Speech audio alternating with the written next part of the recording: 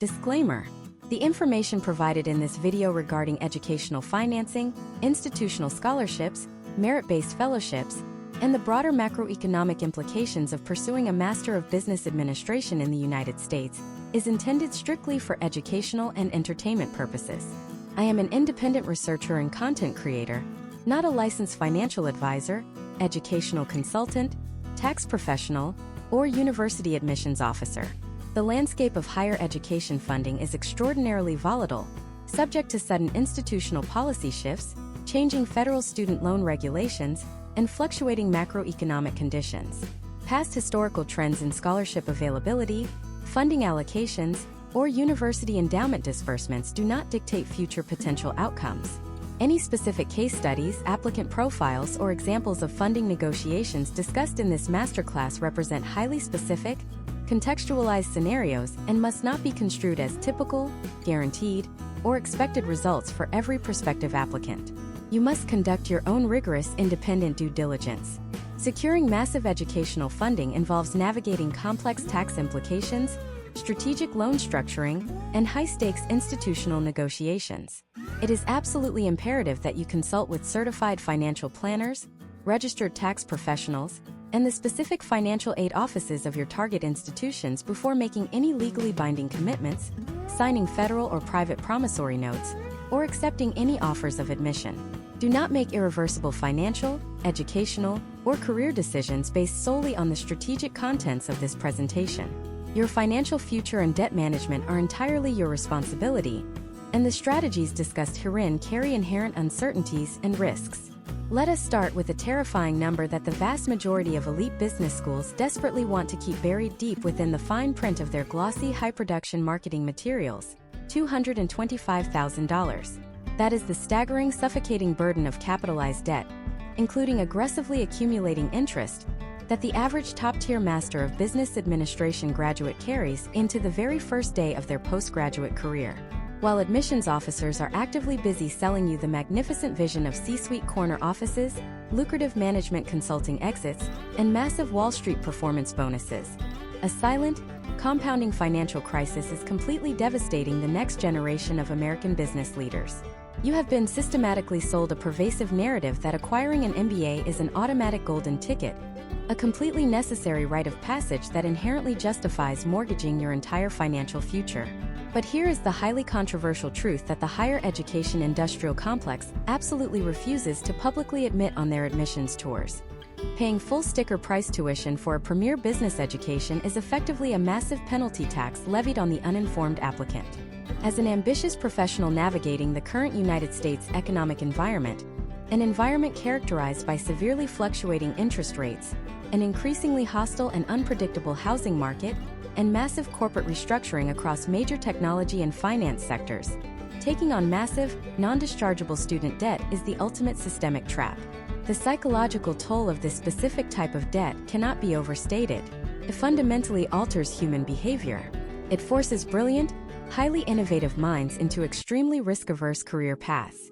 Instead of launching the disruptive technology startup they dreamed of, or returning to their Midwestern hometown to aggressively scale a family manufacturing business, brilliant graduates are immediately forced into grueling, 100-hour work weeks at legacy institutions simply to service the crushing monthly interest on their federal Grad Plus loans. Consider the terrifying historical trend of tuition hyperinflation. Over the past 2 decades, the cost of attending a top 20 business program in the United States has outpaced standard economic inflation by a terrifying exponential margin.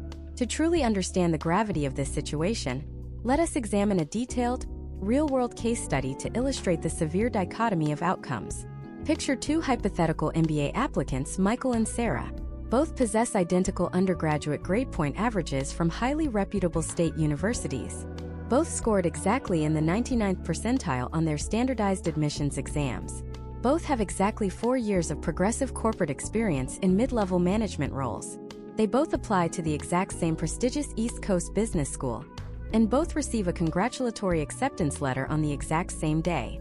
Michael, completely overcome with the prestige and emotional high of the acceptance, immediately signs the financial documents without a second thought, committing to a toxic cocktail of federal graduate loans and private financing at exorbitant variable interest rates. Sarah, however, utilizes a highly specific, fundamentally misunderstood negotiation framework and leverage strategy before she ever clicks the accept button. Fast forward exactly 5 years post-graduation. Michael is earning a fantastic, objectively high six-figure salary, but after severe federal and state taxes, exorbitant rent in a major metropolitan hub like New York or San Francisco, and a crushing $3,000 monthly loan payment, his functional net worth is actually plummeting. He is entirely trapped in a corporate role he deeply resents because he is completely tethered to his debt servicing obligations. Sarah, conversely, is making the exact same base salary in the exact same city, but her monthly student loan payment is zero. She took a significantly riskier, higher reward equity position at an early-stage startup because she possessed the ultimate luxury, the financial freedom to do so. What exactly separated Sarah from Michael in the admissions process? It was not a magical, invisible university endowment. It was not a random stroke of luck. It was a precise, coldly calculated understanding of institutional yield protection and discretionary fellowship allocations. There is a massive hidden reservoir of capital sitting in the operating accounts of these universities, heavily guarded by admissions committees whose primary, unspoken directive is to protect their national rankings and their enrollment yield rates. Later in this very presentation, I am going to reveal the exact psychological trigger and documentation strategy that forces these specific committees to unlock that highly guarded pool of discretionary capital for your specific application, completely bypassing the standard hyper-competitive scholarship application forms. If you miss this crucial piece of institutional psychology, you are quite literally volunteering your own future income to subsidize the education of the person sitting next to you in the lecture hall. This brings us to the absolute core objective and fundamental promise of this deep dive masterclass. For the American professional looking to strategically pivot industries, rapidly accelerate their corporate trajectory, or transition entirely into entrepreneurship, the initial financial barrier to entry has never been more incredibly daunting. The traditional legacy advice of simply applying for external grants, writing a vaguely compelling personal essay about your childhood challenges, and blindly hoping for the best is fundamentally obsolete. It is a strategy built entirely on hope, and hope is absolutely not a viable financial mechanism in the modern academic marketplace. In this comprehensive, multi-layered breakdown, we are going completely behind the heavily guarded curtain of the United States business school funding apparatus. We are going to meticulously deconstruct the exact architecture of merit-based fellowships, need-blind institutional grants, and highly negotiated financial aid packages. The primary problem you are facing today in your application journey is not an actual lack of available funds. It is a profound, structured asymmetry of information. The universities possess all of the crucial data regarding their endowment flexibility, their current class profile demographic deficits, and their fierce competitor cross-admit battles. You, as the individual isolated applicant, are operating entirely in the dark, reacting to their timeline. This masterclass is specifically designed to ruthlessly and permanently eliminate that information asymmetry. I am going to provide you with the exact analytical tools to audit your own candidacy exactly like a deeply skeptical financial aid director would. We will deeply explore the historical trends of how different tiers of academic programs strategically deploy their capital, from the ultra-elite M7 institutions down to the highly respected regional powerhouse universities. You will thoroughly understand how to properly leverage competing admission offers without sounding arrogant, how to legally and strategically position your pre-MBA income to maximize need-based algorithmic formulas, and how to precisely sequence your email communications with admissions offices to create a powerful sense of artificial scarcity around your potential enrollment. You are not merely learning how to ask a university for money. You are learning how to fundamentally re-engineer your perceived economic value in the highly competitive academic marketplace. We will meticulously dissect the entire chronological timeline of the admissions cycle, identifying the exact, hidden micro-windows where universities are most vulnerable to aggressive funding requests. We will analyze the historical trends of summer waitlist movements and discover exactly how discretionary funds are suddenly, miraculously freed up in late spring, when other admitted students unexpectedly defect to rival programs.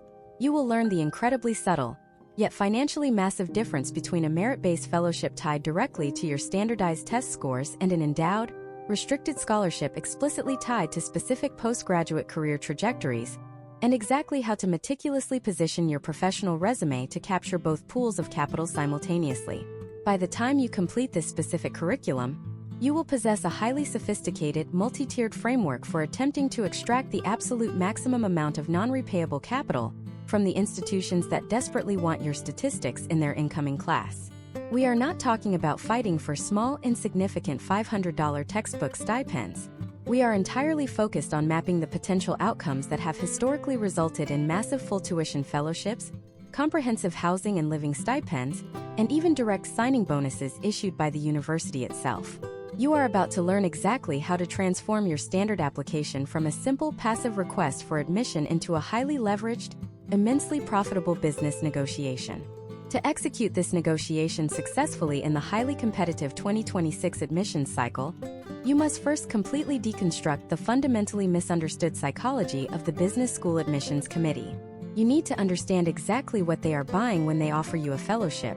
They are absolutely not operating a charity organization designed to alleviate your personal financial burden. They are operating a highly sophisticated, multi-million-dollar talent acquisition funnel, specifically designed to maximize one critical, overarching institutional metric known as the yield rate. Yield is simply the percentage of admitted students who actually choose to enroll and pay the required deposit. If a top-tier Master of Business Administration program admits 100 students and only 40 ultimately enroll, their yield is exactly 40%. In the notoriously cutthroat world of national educational rankings, a dropping yield rate is an absolute catastrophe. It aggressively signals to the broader marketplace and to prestigious corporate recruiters that the university is merely a backup school. To systematically protect this specific metric, admissions directors are granted massive discretionary budgets to essentially purchase the exact candidates who will protect their statistical averages and elevate their carefully curated classroom demographics. We are currently operating in the specific 2026 economic landscape, an environment where application volume historically fluctuates wildly in direct response to corporate hiring freezes, shifting federal interest rates, and massive industry consolidations. When major technology giants and elite management consulting firms drastically reduce their annual hiring quotas, mid-level professionals immediately flood the graduate business school application portals, looking to essentially weather the economic storm. This creates a massive, unprecedented bottleneck of highly qualified applicants. If you are sitting there right now with a completely standard corporate resume, you are actively competing against thousands of nearly identical applicant profiles. To survive this, you must radically shift your internal perspective from being a desperate applicant begging for an empty seat to becoming a highly desirable, scarce asset that the university desperately needs to acquire to perfectly balance their institutional portfolio. Let us examine a highly specific historical case study to illustrate the potential outcomes of truly understanding this dynamic. Imagine if you are Marcus, a 28-year-old supply chain logistics manager based in Chicago, navigating the intense pressures of the current 2026 admissions cycle. Marcus possesses a solid, but absolutely not globally exceptional academic background. He has a standard grade point average from a large Midwestern state university and a highly respectable, yet average, standardized test score. If Marcus simply submits his standard application and passively waits, he might eventually secure an admission offer from a top 25 national program, but he will almost certainly pay the absolute full sticker price. Why does this happen? Because the university data algorithm correctly flags him as a safe admit who is highly likely to attend if accepted. He has demonstrated absolutely zero leverage in the marketplace. The admissions committee has absolutely no financial incentive to offer him a tuition discount because their predictive models indicate he will enroll regardless of the financial package. Now, imagine if Marcus radically alters his approach based entirely on the historical trends of university yield protection. Instead of applying exclusively to business programs where his statistics perfectly match the published median, he strategically targets 3 distinctly different tiers of academic programs. He applies to 1 massive reach program, 2 target programs where his statistics are perfectly average, and crucially, 2 safety programs where his historical statistics are significantly above their published median. Furthermore, he explicitly tailors his mandatory essays for the safety programs not just to express polite interest, but to heavily signal that he is actively evaluating competing offers from higher-ranked, rival institutions. When the financial aid offices at the safety programs review Marcus and his comprehensive application, their internal data models immediately recognize a massive structural problem. His high statistics will absolutely raise their incoming class average, which is fantastic for their national ranking methodology, However, their predictive models also immediately flag him as a severe flight risk. They know based on demographic data that he is likely applying to higher-ranked regional competitors. To successfully capture his statistics and fiercely protect their yield, the safety school cannot just offer standard admission. They must offer a massive upfront financial incentive to permanently disrupt his decision matrix. They offer Marcus a full tuition merit fellowship. Marcus now possesses the ultimate weapon in educational financing, which is documented, highly tangible leverage. He can now return to his primary target programs, the ones that originally offered him $0 in funding, and initiate a highly structured, emotionally detached, data-backed conversation. To effectively replicate this specific strategy, you must fundamentally understand the three completely distinct pools of capital that exist within every major university endowment structure. The first pool is the pure merit bucket. This is highly liquid capital deployed specifically and aggressively to acquire extraordinarily high standardized test scores and exceptional undergraduate grade point averages. If you fall perfectly into this category, your raw numbers are your primary currency. The second pool is the highly restricted endowment bucket. This is where massive generational wealth is parked indefinitely by wealthy alumni with highly specific, legally binding operational instructions. There are multi-million-dollar funds specifically earmarked for professionals pivoting from public education directly into corporate strategy, or for mechanical engineers from the Pacific Northwest looking to enter early-stage venture capital. Most average applicants completely ignore this massive bucket because it requires deep, exhaustive, tedious research into the university annual financial reports to discover what specific alumni endowments currently exist and how they are distributed. The third pool is the heavily guarded discretionary yield bucket. This money does not officially exist on any public-facing university website. It is controlled exclusively and directly by the Dean of Admissions and is deployed entirely at their personal discretion to win fierce cross-admit battles against rival institutions in the final chaotic weeks before the official deposit deadline. Consider the highly instructive historical trend represented by another professional, Jessica, a corporate communications specialist operating out of Atlanta. Jessica incorrectly assumed she would never ever qualify for significant business school funding because her quantitative mathematics background was relatively light compared to investment bankers. However, she spent weeks meticulously analyzing the historical endowment payout reports of her target university. She discovered a deeply buried, heavily funded fellowship specifically established by an anonymous alumna to explicitly support female professionals aggressively entering the clean energy and sustainability sector. Jessica entirely completely rewrote her postgraduate career narrative to align flawlessly with the exact legal stipulations of that specific endowment. She did not fabricate her ambitions. She simply repositioned her existing skills in corporate communications to focus specifically on sustainability compliance and green technology infrastructure. By executing this pivot, she bypassed the hyper-competitive pure merit bucket entirely and instantly accessed a massive pool of capital that had virtually zero other applicants competing for it. The entire architecture of the American graduate financial aid system heavily relies on your complete ignorance of these specific back-end mechanisms. The universities intentionally designed their public-facing financial aid webinars to be incredibly generic, focusing almost exclusively on federal government loans and making incredibly vague mentions of broad institutional scholarships. They do this purposefully because every single dollar of institutional funding they give to you is a literal dollar subtracted from their own operating budget. You are actively negotiating against a highly trained, deeply entrenched bureaucracy that utilizes sophisticated data analytics and predictive modeling to determine exactly how little money they need to offer you to successfully secure your deposit check.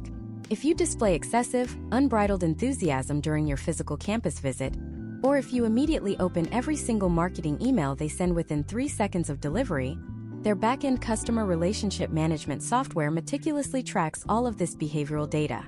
They use this exact data to calculate your demonstrated interest score. Paradoxically, displaying too much excitement actually destroys your financial leverage. The algorithm mathematically determines you are already entirely sold on the brand, and therefore, deploying rare financial incentives to secure your enrollment is viewed as mathematically inefficient waste of resources. You have to expertly manufacture a perception of highly calculated ambivalence. You must present yourself as a premium candidate who deeply respects the institution, but is ruthlessly pragmatic about the long-term return on investment. This requires a complete behavioral shift in exactly how you interact with every single touchpoint of the university, from the initial online informational webinar all the way to the final virtual admissions interview. But manipulating your demonstrated interest score and relentlessly researching hidden alumni endowments is only the foundational base layer of this comprehensive strategy. The real, absolute financial manipulation happens exactly 48 hours after the initial wave of acceptance letters are released to the public. There is a precise, mathematically proven micro-window where admissions committees are in an absolute state of sheer panic regarding their early yield projections. If you know exactly what specific sequence of words to use in your follow-up communication during this microscopic time frame, you can effectively force them to completely reevaluate your entire compensation package. And the exact psychological script you need to trigger this internal review process, word for entire word, is going to fundamentally change everything you ever thought you knew about high-stakes institutional negotiation. The moment those digital acceptance letters are pushed to the applicant portals, an invisible high-stakes countdown clock begins ticking inside the admissions office.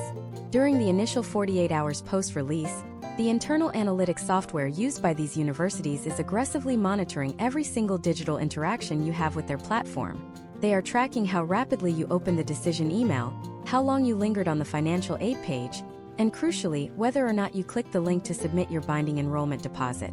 Historical trends consistently demonstrate that applicants who intend to pay full sticker price driven purely by the prestige of the institution will typically submit their deposits within this exact 48-hour window. They are completely swept up in the emotional euphoria of the acceptance.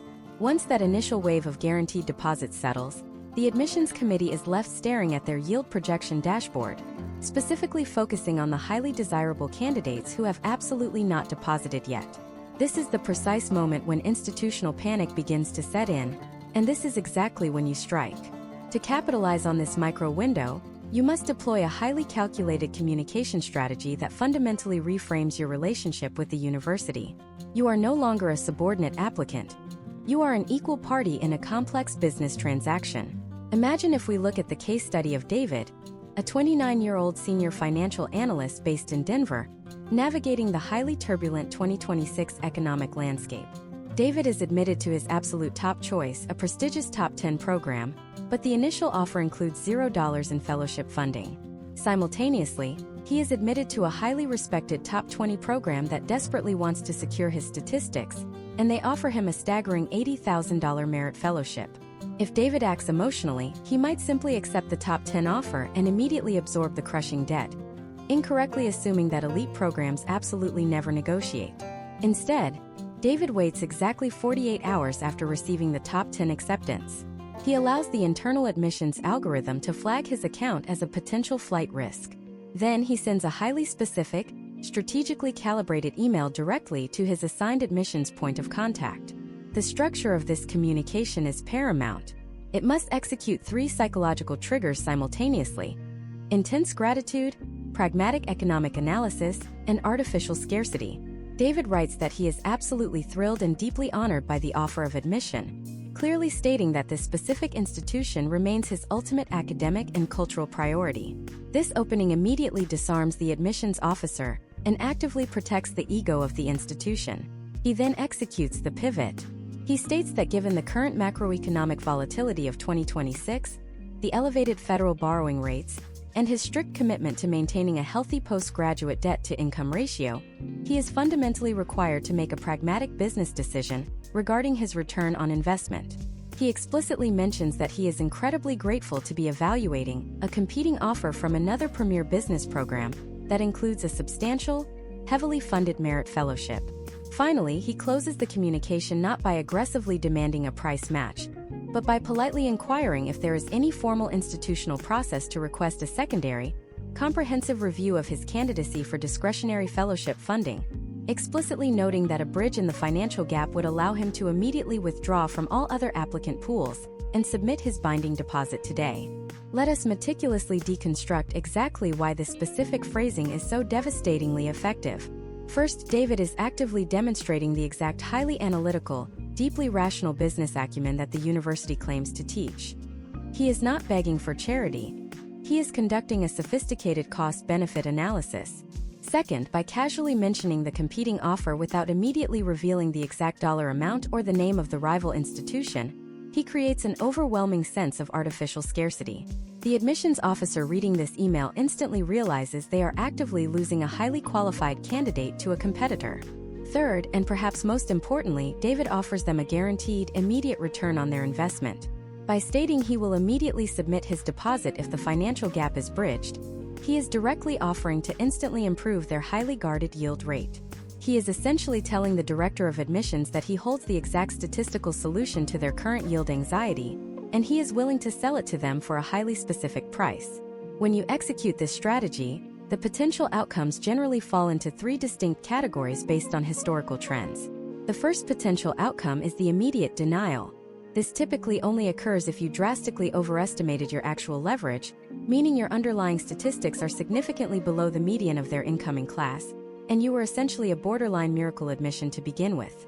In this scenario, they have absolutely zero mathematical incentive to purchase your enrollment. The second potential outcome is the bureaucratic stall tactic. The financial aid office will politely respond that their initial fellowship budget is entirely depleted, but they will happily place your request on a secondary waitlist for review after the official deposit deadline has passed. This is a highly calculated bluff. They are essentially testing your nerve, hoping you will panic, surrender your leverage, and simply pay the full tuition to secure your seat. You must absolutely never capitulate to the stall tactic.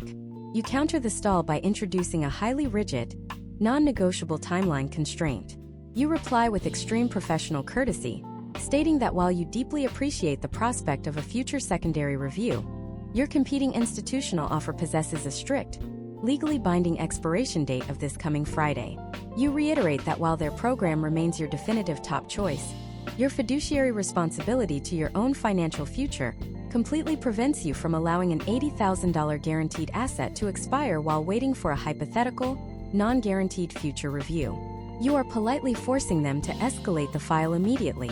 This introduces severe urgency into their internal administrative process, stripping away their ability to comfortably hide behind institutional bureaucracy. This leads directly to the third and most lucrative potential outcome, the escalation to the director level. Your carefully documented request is immediately pulled from the standard processing queue and placed directly on the desk of the senior director of admissions or the dean of financial aid. These are the specific individuals who possess unilateral authority to instantly unlock the hidden discretionary yield buckets we discussed previously. They recognize that you are a highly sophisticated negotiator, and they suddenly realize they are locked in a fierce cross-admit battle. However, before they authorize a massive transfer of institutional capital to your student account, they are going to execute one final, highly rigorous verification process to ensure you are not completely bluffing. They are going to formally request absolute, verifiable proof of your competing leverage. They will ask to see the exact award letter from the rival institution. And how you specifically prepare, meticulously redact, and strategically present this highly sensitive piece of financial documentation will ultimately determine whether you receive a polite rejection or a massive, life-changing tuition reduction. There is a precise, heavily guarded mathematical conversion formula that elite universities utilize to quietly weigh the financial value of an offer from a lower-ranked regional school against the immense prestige of their own Ivy League brand. And understanding this exact conversion matrix is the only way to win the final stage of the negotiation. This exact conversion matrix is the hidden mathematical formula that dictates the entire landscape of elite educational financing. You must understand that a dollar offered by a highly respected top 20 regional powerhouse does not equal a dollar offered by a top 5 historically elite institution in the eyes of the admissions committee. They utilize incredibly sophisticated predictive analytics to calculate what is internally known as the institutional brand premium discount. If a formidable, well-funded but slightly lower-ranked university offers you a massive fellowship of $100,000, the elite tier program you are aggressively negotiating with absolutely knows they do not need to match that exact six-figure sum to successfully win your enrollment deposit. They possess decades of historical trends and massive, highly guarded applicant datasets, analyzing the exact elasticity of student yield. Their proprietary data models perfectly illustrate that the average highly ambitious professional will willingly, and often irrationally, absorb roughly $40,000 to $50,000 of additional capitalized debt purely to acquire the elite brand name on their final resume. Therefore, when you present that $100,000 competing offer, the elite institution immediately applies their specific brand premium discount, and their internal target automatically becomes an offer of perhaps $40,000 or $50,000. They are coldly calculating the exact minimum financial threshold required to make the elite brand mathematically justifiable in your personal, highly stressful cost-benefit analysis. Knowing that this specific matrix exists means you must be incredibly strategic and meticulously calculated about how you actually present your leverage to the committee. When the Senior Director of Admissions formally requests absolute, verifiable proof of your competing financial offer, you are actively stepping into a highly precarious legal and administrative arena. You cannot simply forward a messy, informal email chain from the rival financial aid office containing spelling errors and casual greetings. You must treat this exchange with the exact same level of rigorous professionalism and severe documentation as a high-stakes corporate merger. You need to download the official, formally branded financial award letter directly from the competitor application portal.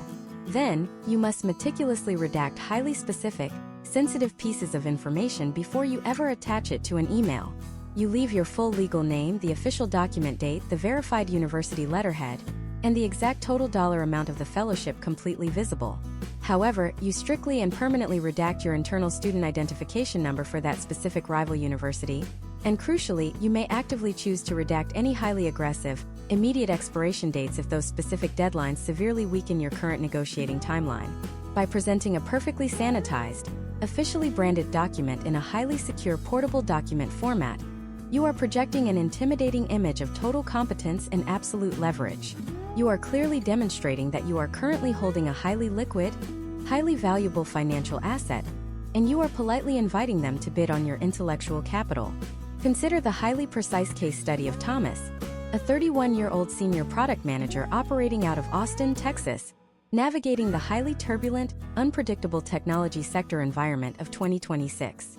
Thomas has successfully secured a coveted admission offer to a legendary, top 5 global business program, but his initial financial package contains absolutely zero discretionary fellowship funding.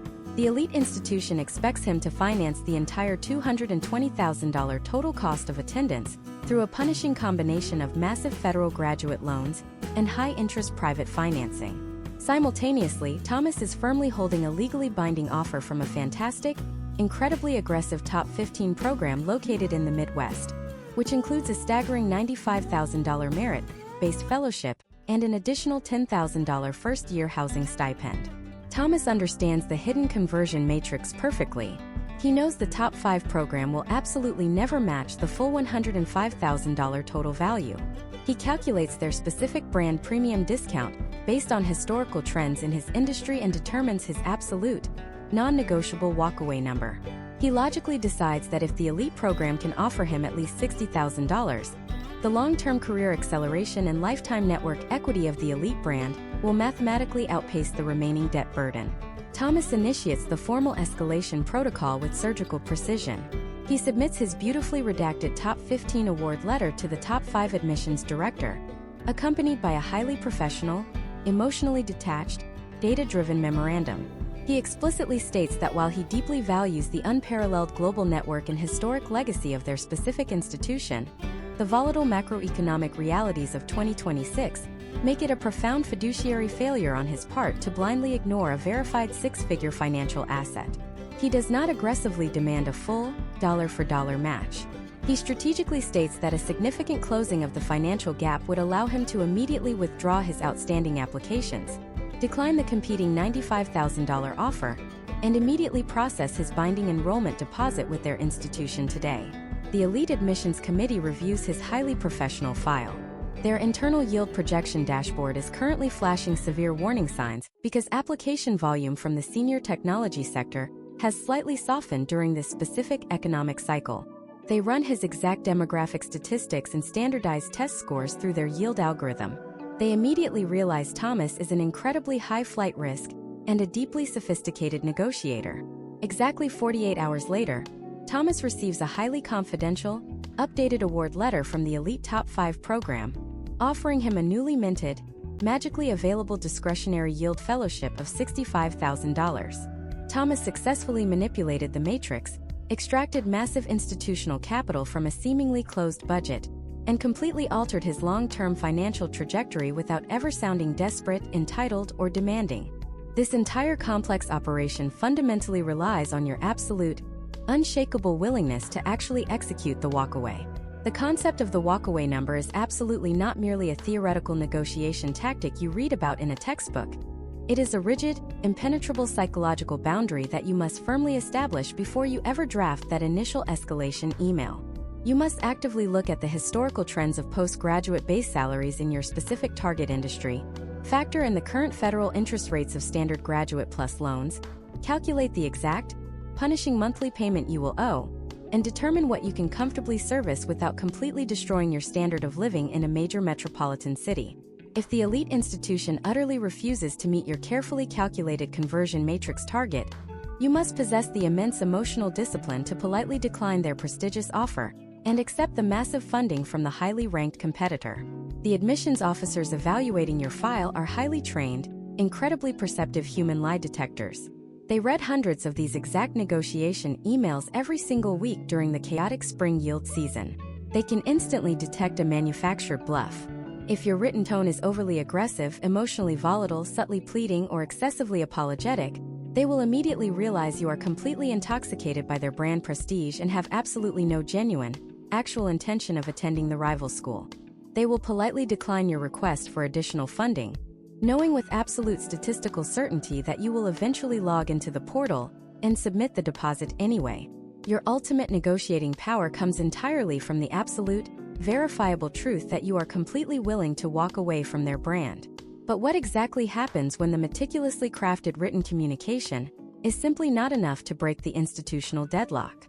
What happens when the senior admissions director responds to your perfectly redacted document, not with an updated financial offer, but with a highly unexpected, deeply intimidating invitation for a mandatory, one-on-one virtual video interview to personally discuss your complex financial circumstances? This specific scenario is the absolute ultimate test of the entire admissions cycle. They are aggressively pulling you out of the complete safety and controlled environment of asynchronous written communication and forcing you into a live, unscripted, highly stressful psychological evaluation. They are going to use advanced behavioral questioning techniques to actively probe the exact depths of your actual leverage, attempting to subtly socially engineer you into revealing your true institutional preferences and your underlying financial anxieties. If your eyes dart away from the camera, if your vocal cadence noticeably shifts, or if you accidentally use the wrong institutional terminology under pressure, you will immediately trigger their internal lie detection parameters, and the discretionary funding will vanish permanently. Surviving this specific, high-stakes virtual interrogation requires a completely different set of tactical communication skills, and the exact psychological script you must deeply internalize to completely control the narrative of that live conversation is something the universities pray you never discover. The virtual interrogation is designed entirely to test your conviction. When the senior director of financial aid sends that calendar invite for a brief 15-minute video consultation, they are essentially pulling you into their carefully constructed psychological arena. They are actively looking for the microscopic behavioral tells that completely destroy your leverage. If you fidget uncontrollably, if your vocal pitch noticeably raises at the end of your sentences, turning definitive statements into insecure questions, or if you immediately break eye contact and look down at your keyboard when discussing the competing financial offer, they mathematically know they have won. The historical trends of these specific institutional video calls reveal a very clear, heavily optimized pattern. The universities use an incredibly warm, disarmingly friendly tone to aggressively extract your genuine emotional baseline. They will start by congratulating you profusely on your phenomenal career achievements, lulling you into a false sense of absolute security and camaraderie. Then, they will drop the carefully engineered psychological trap. They will ask a seemingly innocent, open-ended question designed to make you admit that you are already emotionally committed to attending their specific institution, regardless of the final financial outcome. Imagine if you are Rachel, a 27-year-old senior healthcare consultant based in Boston, navigating the highly turbulent medical technology sector in 2026. Rachel holds an impressive $90,000 fellowship offer from a highly ranked Midwestern business program, but she is currently on a video call with the admissions director of an elite Ivy League institution that has currently offered her absolutely $0 in financial support. The director smiles warmly through the high-definition camera and asks Rachel why their specific Ivy League program has always been her absolute lifelong dream, and how she envisions contributing to their historic campus culture. This is the critical juncture. If Rachel falls into the trap and passionately monologues for 5 uninterrupted minutes about how she has wanted to walk their historic campus since she was a teenager, how her entire family bought the university apparel the day she was admitted, she instantly and permanently destroys her entire financial leverage. She has just explicitly broadcasted to the director that the brand prestige holds infinite personal value to her, meaning their internal algorithmic models will correctly predict she will eventually sign the federal loan promissory notes, regardless of the massive debt burden. Instead, Rachel deploys the precise psychological script known strictly as the pivot and anchor technique. She maintains absolute, unyielding eye contact directly with the camera lens, projecting complete professional warmth but total emotional detachment. She acknowledges the compliment gracefully, stating that she deeply respects the historic legacy of the program and the unparalleled caliber of their healthcare administration faculty. But then, she immediately executes the pivot. She shifts the entire conversation completely away from emotional brand loyalty and anchors it directly to the harsh macroeconomic realities of the current 2026 financial landscape. She calmly explains to the director that as a healthcare consultant whose daily job is analyzing massive market efficiencies and cost structures, she evaluates her own higher education career trajectory through the exact same rigorous analytical lens. She clearly articulates that while the Ivy League program is incredibly attractive in a vacuum, absorbing over $200,000 of high-interest federal graduate debt in an environment where standard base salaries are stagnating is mathematically irresponsible, especially when she currently holds a verified, binding offer for a heavily funded education at a highly respected competitor. Rachel is completely reframing the power dynamic of the call. She is absolutely not asking for a favor from an authority figure. She is presenting a highly logical, meticulously data-driven business case to a potential partner. When the director inevitably counters with the standard institutional defense, stating clearly that their university simply does not negotiate or price match competing offers under any circumstances, Rachel does not panic or immediately apologize. This is a standard bureaucratic deflection, deliberately designed to make weak negotiators immediately surrender their leverage. Rachel understands that elite academic institutions absolutely despise the specific term price matching because it completely commodifies their highly protected, prestigious brand in the open market. Therefore, Rachel completely eliminates that specific terminology from her spoken vocabulary. She politely responds that she completely understands and deeply respects the strict institutional policy against pure price matching. She then clarifies her position, stating that she is absolutely not asking for a dollar-for-dollar identical match. Instead, she is formally requesting that the fellowship committee specifically reevaluate her highly specialized professional background in healthcare technology integration and consider a strategic merit investment that would allow her to confidently decline her heavily funded alternative and immediately commit to their upcoming academic cohort. Notice the profound, highly calculated difference in the language being actively utilized. She is deliberately feeding the director the exact bureaucratic terminology they need to legally justify unlocking the heavily guarded discretionary yield budget to their superiors. She is giving them the specific words to take back to their internal committee meetings. By calling it a strategic merit investment, she actively protects the fragile ego of the elite institution, while simultaneously demanding the necessary capital required to secure her enrollment deposit.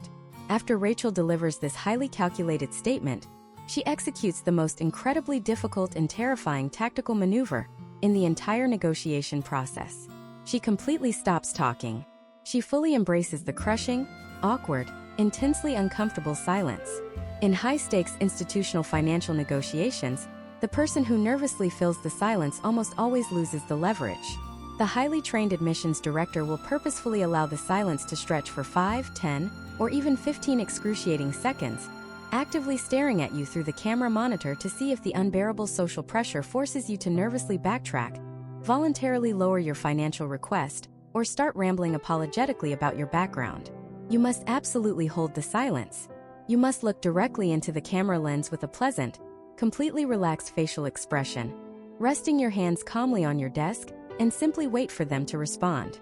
This extreme display of professional discipline aggressively signals to the director that your calculated walkaway number is absolutely real, your competing financial offer is highly secure, and your internal leverage is entirely unbreakable.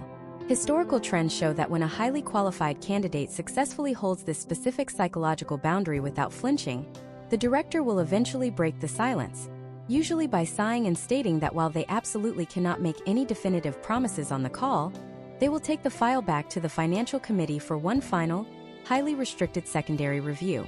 This is the exact moment you have mathematically won the interaction.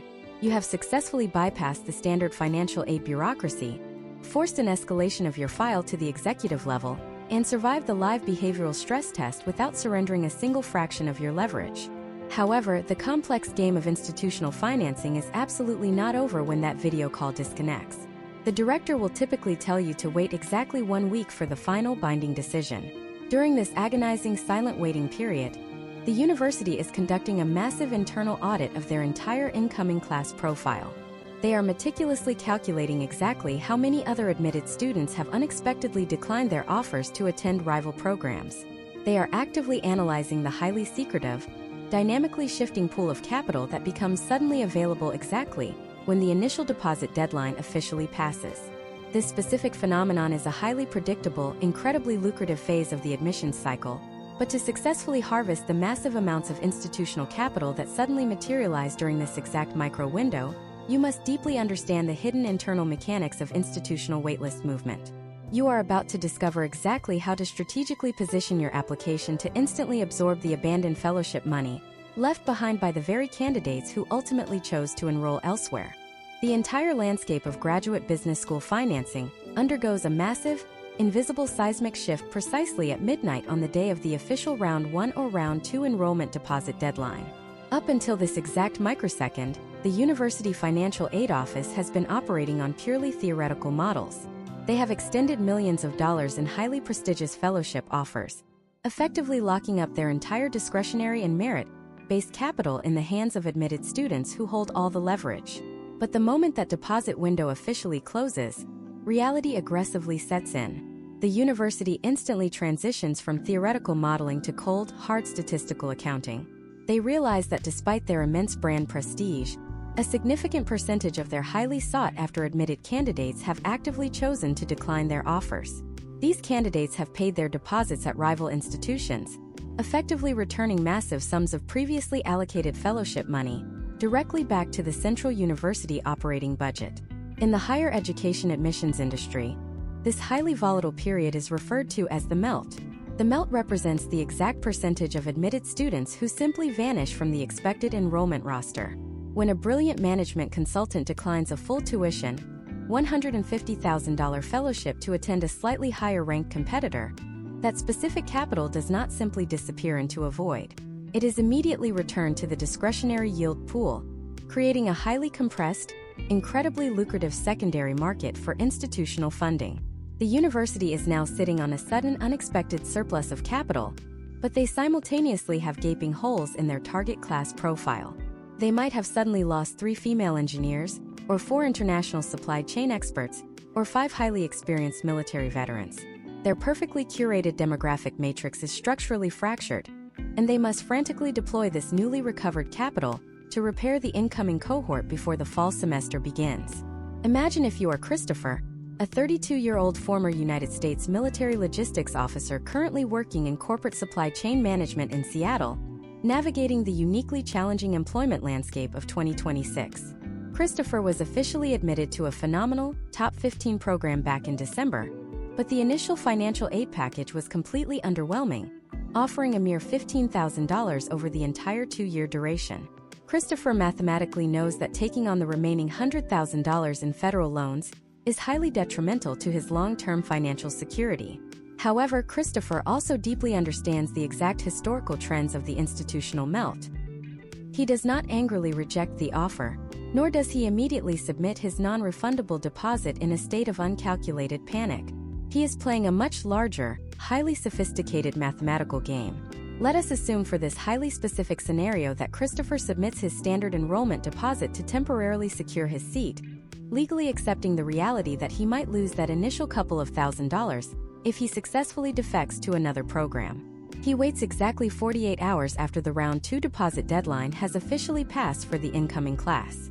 He knows the Financial Aid Committee is currently sitting in a closed-door meeting, frantically reviewing their newly recovered fellowship budget and identifying the exact demographic profiles they need to aggressively retain or acquire from the waitlist to protect their national rankings.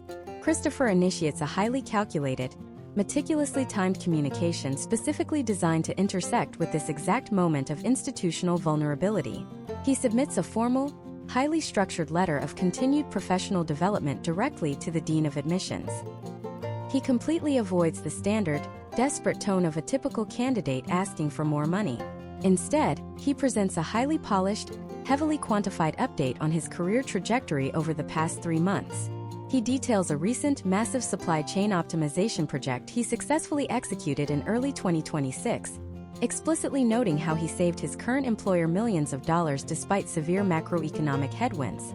He then explicitly connects this recent professional triumph directly back to the specific academic concentrations of the business school.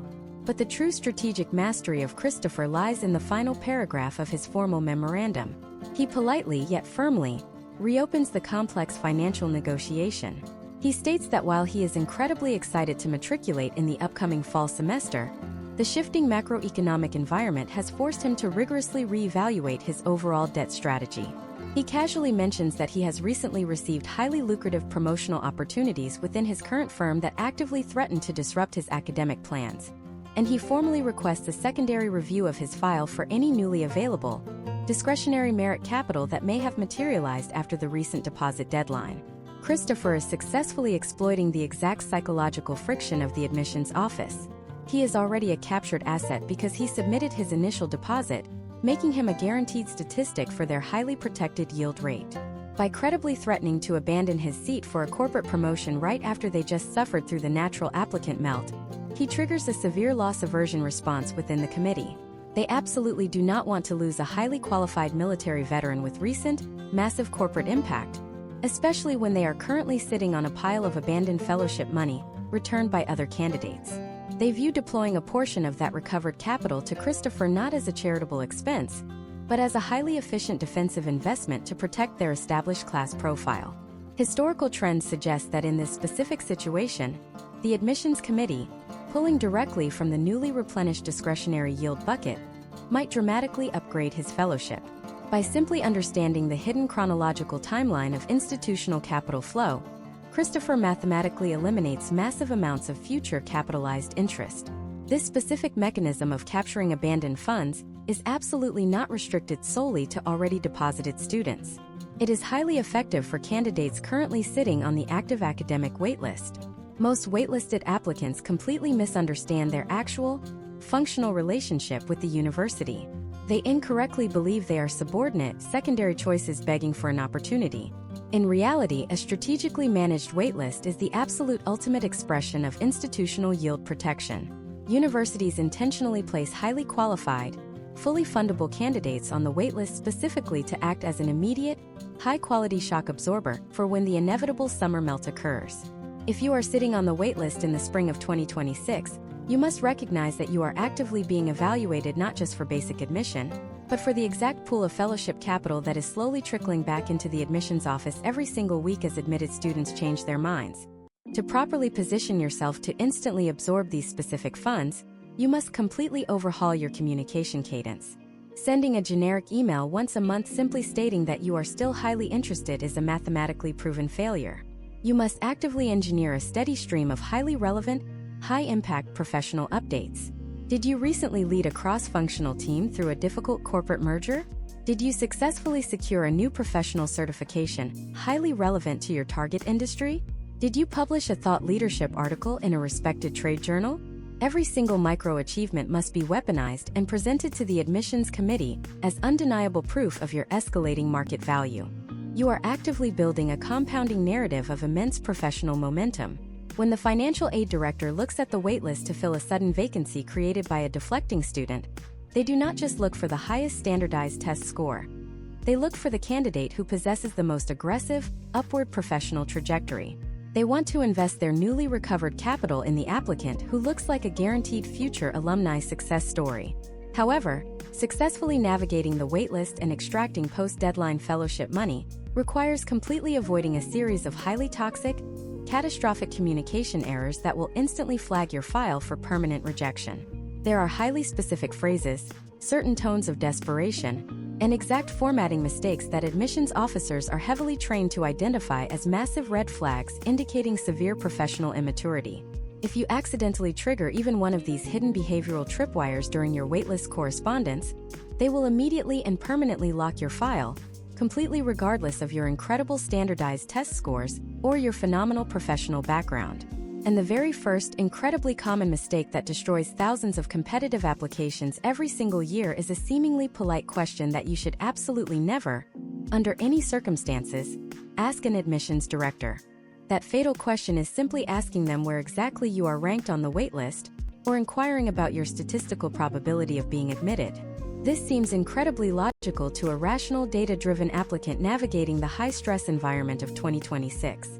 However, asking this specific question immediately reveals a profound, catastrophic misunderstanding of how elite institutional waitlists actually function behind closed doors.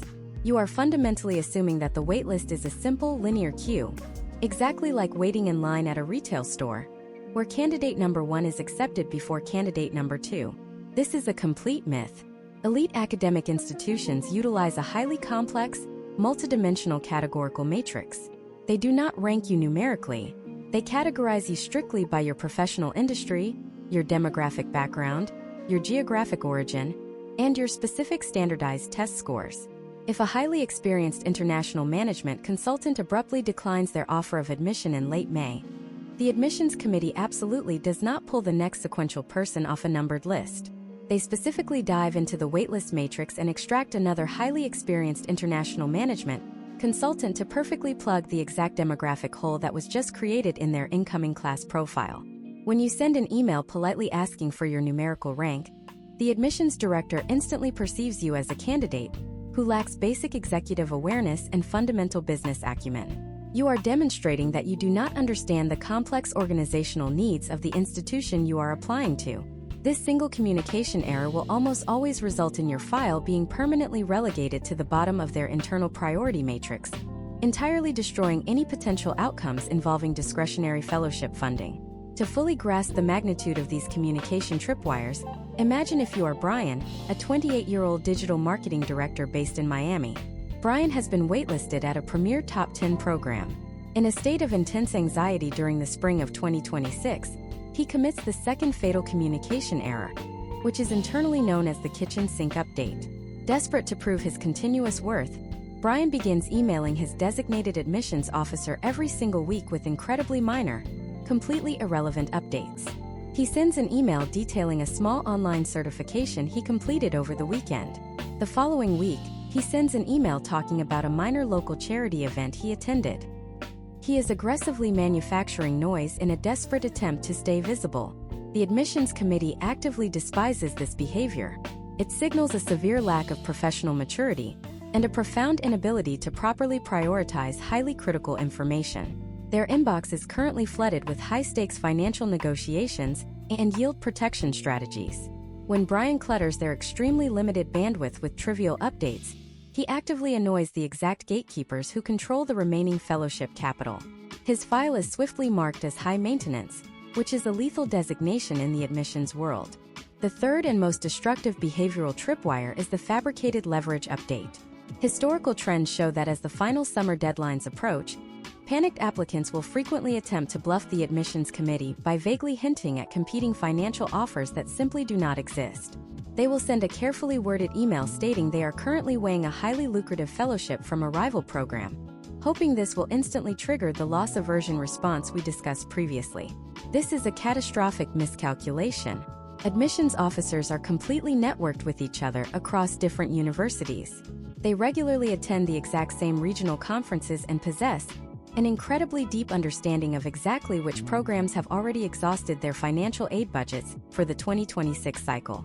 Furthermore, if you attempt to utilize a competing offer as leverage while sitting on the waitlist, the absolute first thing the committee will do is demand to see the official verified award letter. If you cannot instantly produce that highly specific documentation, your credibility is permanently destroyed, and your application is immediately denied. So, how exactly do you correctly communicate your value and position yourself to absorb the hidden summer melt funding without triggering these massive institutional tripwires? You must execute a highly disciplined, strictly timed framework known as the Strategic Value Add Protocol. This specific communication strategy involves sending exactly 2 carefully crafted updates throughout the entire spring and summer waiting period. The first update should be deployed roughly 4 weeks after you are initially placed on the waitlist. This communication must be aggressively focused on one massive, highly quantifiable professional achievement that has occurred since you originally submitted your application. Consider the case study of Emily, a 26-year-old senior data engineer operating in Austin, Texas. Emily is waitlisted at her absolute dream target program. Instead of panicking, she waits strategically. In her first update letter, she concisely details how she recently spearheaded a massive artificial intelligence integration project for her firm, effectively reducing operational overhead by 15% in a highly volatile market. She does not boast or use excessive adjectives. She relies entirely on cold, hard data and verifiable business impact. Crucially, she then meticulously connects this specific recent achievement directly to the highly specialized technology management curriculum at her target business school. She names specific professors she hopes to research within specific elective courses that will perfectly bridge her new practical experience with their academic theory. She is not begging for a seat. She is explicitly showing the committee exactly how her escalating professional value will immediately elevate the quality of their classroom discussions. The second strategic update should only be deployed exactly 1 week after the official Round 2 or Round 3 deposit deadlines have passed for the admitted class. This is the precise micro-window when the admissions committee is frantically calculating their summer melt and identifying their specific demographic deficits. This final update should strictly focus on cultural alignment and a definitive, unwavering commitment to attend if admitted.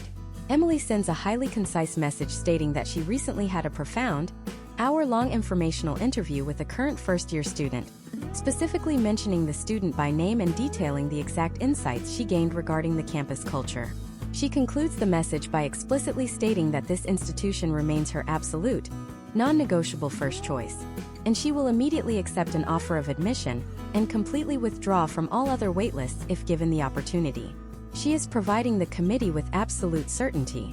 When the director is staring at a sudden, unexpected surplus of recovered fellowship capital and desperately needs to fill a specific demographic gap quickly and efficiently, they will always deploy that capital to the candidate who has demonstrated consistent professional growth and absolute, guaranteed enrollment certainty.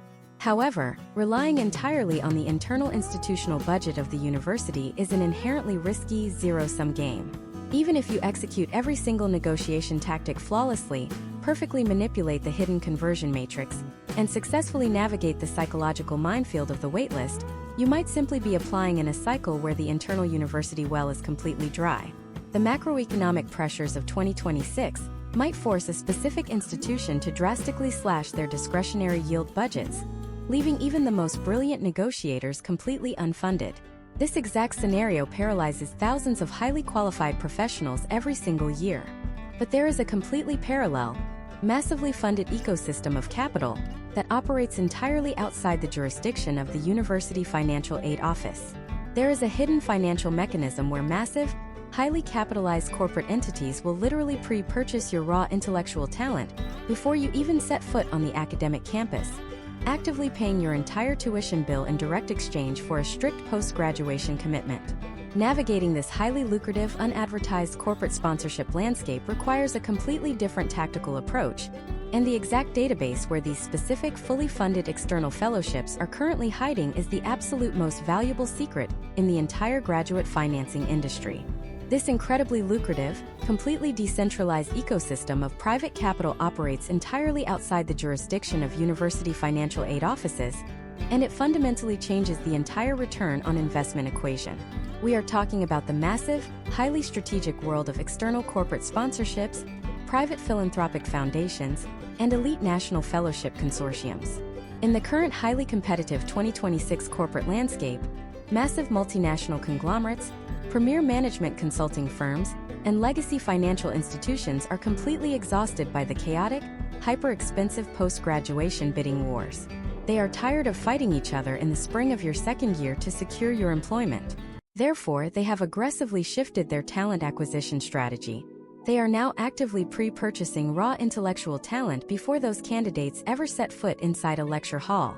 They do this by offering comprehensive, full tuition corporate sponsorships that completely bypass the university endowment system. The mechanics of this external funding are rigorously structured and legally binding.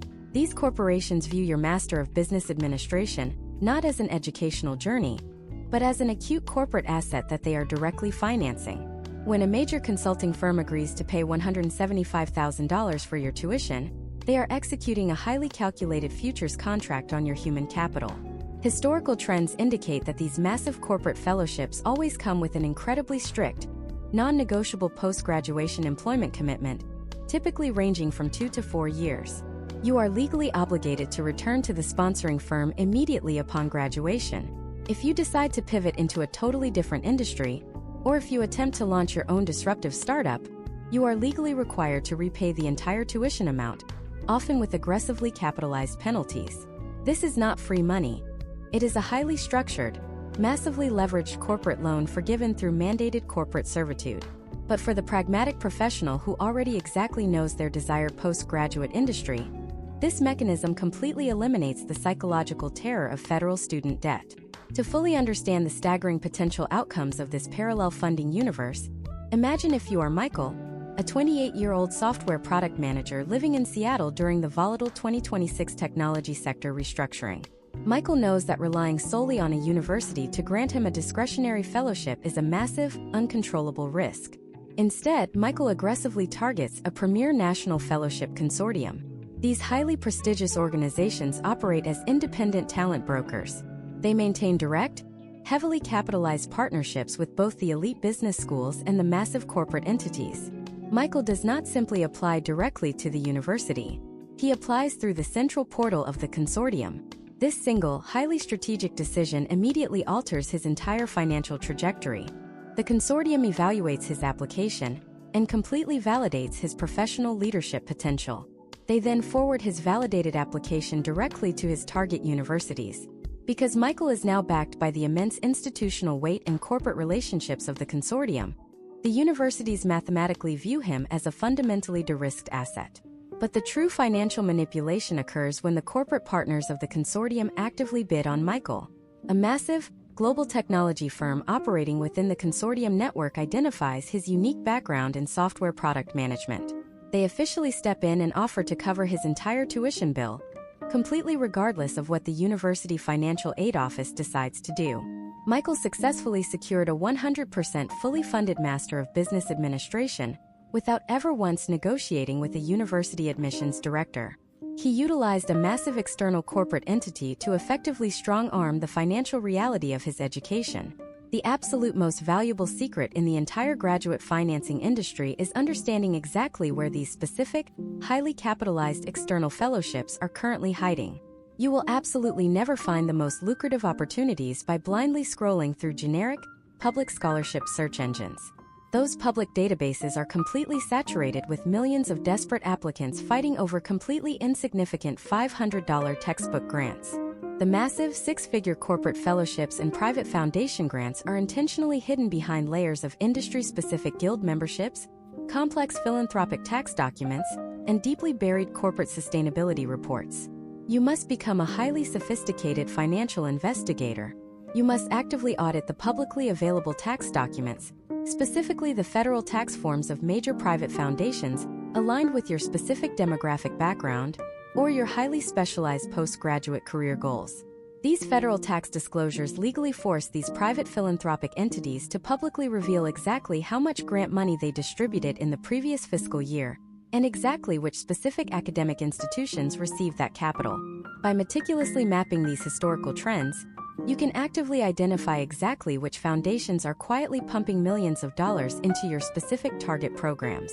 You then strategically position your entire application narrative to perfectly align with the specific charitable mission statement of that exact private foundation. You are entirely bypassing the fierce competition of the general applicant pool by locating massive pockets of private capital that the general public does not even know exist.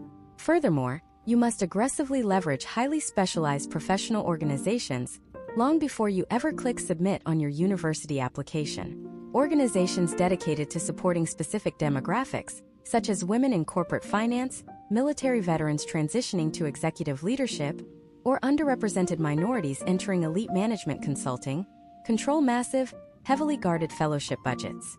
These organizations are deeply entrenched in the 2026 corporate diversity and inclusion mandates. Major corporations funnel billions of dollars into these specific organizations specifically to pipeline diverse executive talent. If you passively wait until you are admitted to a university to start looking for this specific organizational funding, you are mathematically too late. The sophisticated applicants are aggressively networking with these external consortiums and securing their corporate sponsorships a full 12 months before the academic semester even begins. However, securing a massive, legally binding corporate sponsorship or a prestigious external consortium fellowship fundamentally changes the entire trajectory of your academic experience. You are no longer just a student, you are a heavily monitored corporate investment. You will be required to maintain a highly specific, rigorous grade point average. You will be contractually obligated to spend your critical summer internship working specifically for your corporate sponsor, completely eliminating your ability to aggressively explore alternative career paths or test the waters of entrepreneurship.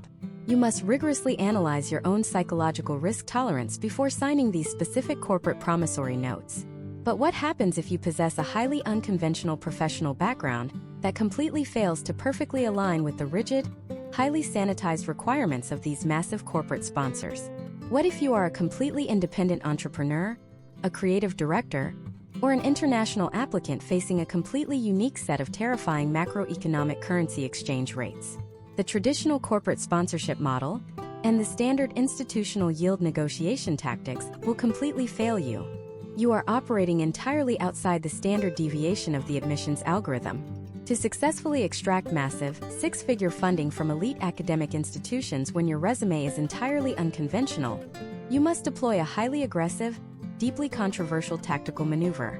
You must actively utilize the exact academic structure of the university against itself, exploiting a massive, hidden loophole involving specialized academic centers and highly guarded departmental research budgets that admissions officers pray you never discover. This hidden loophole fundamentally relies on understanding that modern American universities are not singular, unified financial entities. They are actually massive, heavily decentralized corporate conglomerates. The Central Financial Aid Office, which is the entity you have been fiercely negotiating with up until this point, only controls the general admission fellowship budget. However, entirely separate from that central office, there are highly specialized academic centers, dedicated research institutes, and individual academic departments that possess their own massive, completely independent multi-million-dollar endowments. For example, a top-tier business school might house a center for healthcare innovation, an institute for global sustainability, or a heavily funded center for advanced entrepreneurship. These specific centers are run by tenured professors and executive directors who possess unilateral authority to disburse massive research grants, fully funded graduate assistantships, and direct tuition remission packages completely independent of the standard admissions committee algorithm. If you possess a highly unconventional background, you must absolutely stop trying to force your unique square peg into the perfectly round hole of the central admissions matrix. You must pivot aggressively and pitch your specific operational value directly to the directors of these specialized academic centers. Consider the highly specific case study of Olivia, a 29-year-old independent creative director managing a boutique digital media agency in Los Angeles, currently navigating the massive artificial intelligence disruptions of the 2026 creative economy. Olivia possesses an incredibly impressive, highly lucrative portfolio of independent client work, but her quantitative mathematics background is completely non-existent, and her standard corporate hierarchy experience is zero. The central admissions algorithm mathematically views her as a massive statistical anomaly and an incredibly high-risk investment for general merit funding. However, Olivia completely bypasses the Central Financial Aid Office. She spends weeks meticulously auditing the digital presence of the University Center for Media and Technology Innovation. She discovers that the executive director of this specific center recently secured a massive $5 million private corporate grant to research exactly how artificial intelligence is actively disrupting freelance creative economies. Olivia does not send a generic plea for money to the financial aid inbox. She drafts a highly sophisticated, rigorously cited, 10-page strategic research proposal outlining exactly how her proprietary, real-world data from her Los Angeles agency can be directly utilized to accelerate the research objectives of the center. She directly emails this comprehensive proposal not to admissions, but directly to the executive director of the center, formally requesting a fully funded graduate research assistantship in exchange for her proprietary industry data and her executive execution of the project. This specific tactical maneuver is the precise execution of the backdoor funding strategy. When the executive director reads Olivia and her proposal, they do not see a risky, unconventional Master of Business Administration applicant.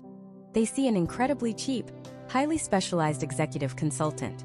They immediately approve a massive research grant from their own independent center budget to fully cover her tuition, accompanied by a generous monthly living stipend. Olivia successfully secured a massive funding package to a prestigious business school not by having a perfect standardized test score, but by accurately identifying a highly specific pocket of departmental capital and aggressively positioning herself as the exact intellectual solution to a tenured professor and their pressing research problem. This mechanism of securing a teaching assistantship, a research assistantship, or a graduate assistantship is historically one of the most powerful, yet fundamentally underutilized, methods for entirely erasing business school tuition. But you absolutely cannot wait until you arrive on campus in the fall to start desperately looking for these specific positions. The highly organized, fiercely strategic applicants are executing this exact outreach protocol in March and April of 2026, actively locking down departmental budgets months before the orientation week even begins. To effectively execute this, you must conduct a deep, exhaustive audit of the entire faculty directory. You must identify exactly which professors recently received massive external funding grants, which specific academic centers are launching new corporate partnerships, and which departments are historically understaffed. You then initiate a series of highly professional, intellectually rigorous cold emails. You never ask for a scholarship in these communications. You ask for a brief, 15-minute informational interview to discuss their recently published academic paper or their ongoing industry research. You must actually read their complex academic publications. You must synthesize their findings and present a highly compelling argument for exactly how your specific, unconventional professional career experience can aggressively accelerate their current academic objectives. You are essentially treating the tenured faculty exactly like venture capitalists, actively pitching them your human capital in direct exchange for a massive slice of their departmental funding. If a highly respected, tenured professor formally petitions the central administration to allocate a full tuition assistantship to you, because your specific skill set is absolutely critical to their research, the Central Financial Aid Office will almost never deny that request. You are effectively utilizing the immense internal political leverage of the senior faculty to entirely override the standard financial aid bureaucracy. Furthermore, successfully securing this specific type of departmental funding often triggers a massive, highly lucrative ripple effect across your entire financial profile. Once the Central Admissions Office realizes that a prestigious academic center has actively chosen to invest heavily in your intellectual capital, their own internal perception of your mathematical value instantly shifts. They suddenly view you as a highly validated, deeply integrated asset. Historical trends frequently demonstrate that when an applicant successfully secures a partial departmental assistantship, the Central Financial Aid Office will suddenly, miraculously find the necessary discretionary funds to cover the remaining tuition balance, effectively completing a full funding package. They do this simply to ensure they successfully capture the enrollment of a candidate who is already highly valued by their own senior faculty. You are effectively playing the internal institutional budgets against each other, completely maximizing your total potential outcomes. However, even if you execute every single phase of this complex, decentralized funding strategy with absolute perfection, there is one highly specific demographic of applicants who face an incredibly terrifying, structurally unique financial barrier that completely bypasses all standard negotiation tactics. If you are an international applicant navigating the incredibly volatile macroeconomic landscape of 2026, dealing with rapidly depreciating emerging market currencies against a historically strong United States dollar, securing a massive tuition scholarship is only half the battle. You are still completely exposed to a massive, highly predatory secondary market of international student loan providers who actively exploit your lack of a United States credit history. Securing the remaining living expenses without completely destroying your financial future requires a deep, fundamental understanding of how to legally manipulate international cosigner regulations and specifically leverage highly obscure, borderless institutional loan structures. The exact legal and financial architecture required to survive this specific international currency crisis is entirely hidden from the public, and understanding this exact mechanism is the absolute final barrier to entirely securing your educational future.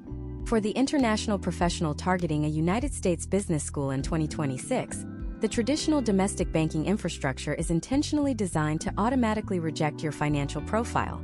When you apply for a standard private educational loan through a legacy American financial institution, their automated underwriting algorithms require a highly established United States credit history and, almost universally, a United States citizen to act as a legally binding cosigner. If you do not possess these two highly specific assets, you are immediately forced into the predatory secondary market of your home country, where domestic interest rates can easily exceed 20%, aggressively compounded by the brutal macroeconomic reality of currency devaluation against a historically strong United States dollar. You could successfully secure a massive 50% tuition fellowship from a top-tier university, yet still face absolute financial ruin simply trying to finance your basic living expenses and remaining tuition because the cost of capital in your local currency is mathematically unsustainable. However, the elite American academic institutions are acutely aware of this massive structural failure. They deeply understand that their highly protected national rankings mathematically depend on maintaining a highly diverse, globally representative incoming cohort. If they allow the global currency markets to completely dictate their international enrollment, their carefully curated demographic matrix collapses. Therefore, behind deeply buried financial aid web pages, these universities have quietly established highly capitalized partnerships with specialized borderless financial technology firms. These specific, highly obscure lending collectives do not underwrite your loan based on your past credit history in your home country, nor do they require a United States citizen to co-sign your promissory note. Instead, they utilize advanced predictive analytics to underwrite your loan based entirely on your future projected earning potential as a graduate of that specific elite American institution. Let us deeply analyze the highly specific case study of Julian, a brilliant 30-year-old renewable energy engineer operating out of Santiago, Chile, currently navigating the intense global energy transition of 2026. Julian secures a highly coveted admission, offered to a premier top 15 business program in the United States, complete with a $40,000 merit fellowship. However, the remaining cost of attendance, including high market rent in a major American coastal city, totals roughly $90,000 over 2 years. The legacy banks in Chile offer him loans with punishingly variable interest rates that could completely bankrupt him if the Chilean peso weakens further against the dollar. The traditional American banks immediately deny his application due to his lack of a domestic cosigner. Julian is seemingly trapped in an unsolvable financial paradox. But Julian refuses to accept the standard institutional narrative. He bypasses the standard financial aid office checklists and directly investigates the University International Student Services departmental records. He discovers that his specific target program has a legally binding institutional partnership with a highly specialized borderless lender. Because this lender heavily analyzes historical trends of postgraduate salaries specifically for renewable energy consultants graduating from this exact top 15 program, they mathematically view Julian not as a high-risk foreign national, but as a heavily de-risked future high earner. They offer him the full $90,000 at a highly competitive, fixed interest rate, completely eliminating his currency exchange risk because the loan is disbursed and eventually repaid entirely in United States dollars.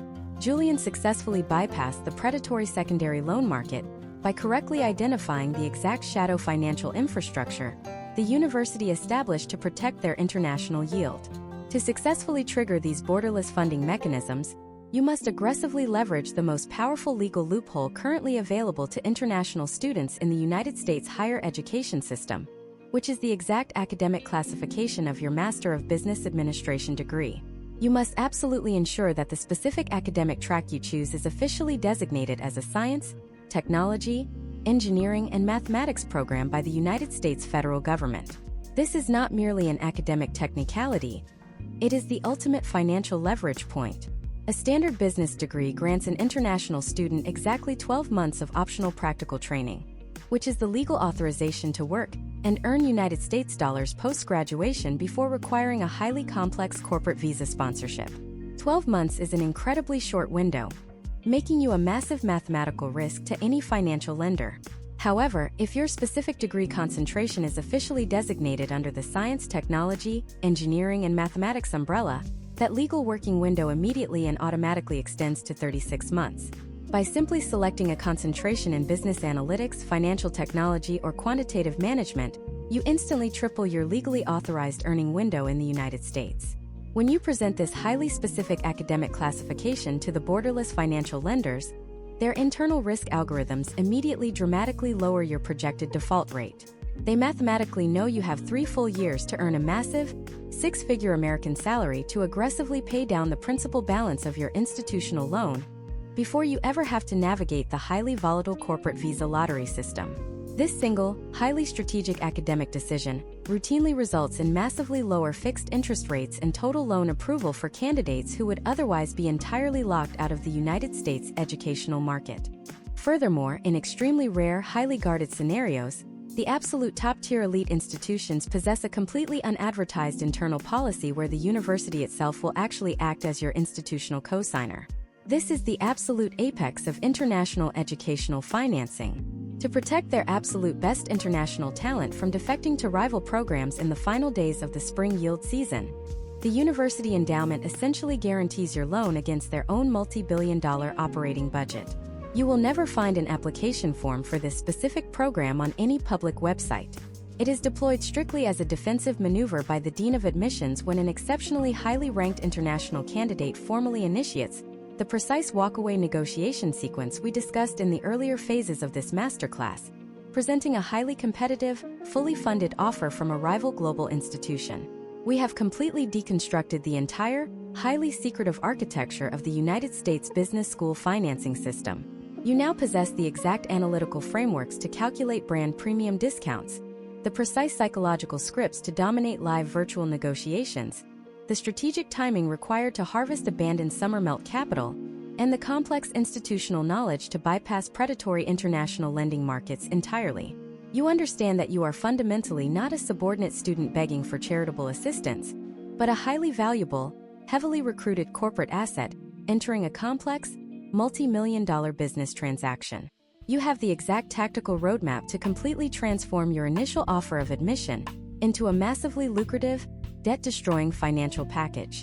But absolutely none of these advanced negotiation tactics, none of the borderless financial architectures, and absolutely none of the discretionary yield budgets will ever be mathematically unlocked if your initial application materials completely fail to trigger the university algorithm in the very first place.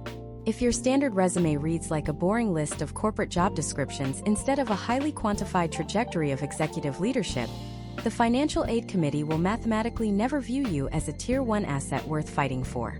You must explicitly construct your professional resume and your mandatory admissions essays using a highly specific, mathematically proven linguistic framework that forces the admissions committee to categorize you as a mandatory acquisition long before you ever ask for a single dollar. In the next deep dive presentation, we are going completely behind the curtain of the admissions evaluation matrix to reveal the exact psychological essay templates and the precise resume optimization strategies that guarantee your application file is instantly flagged for maximum institutional funding.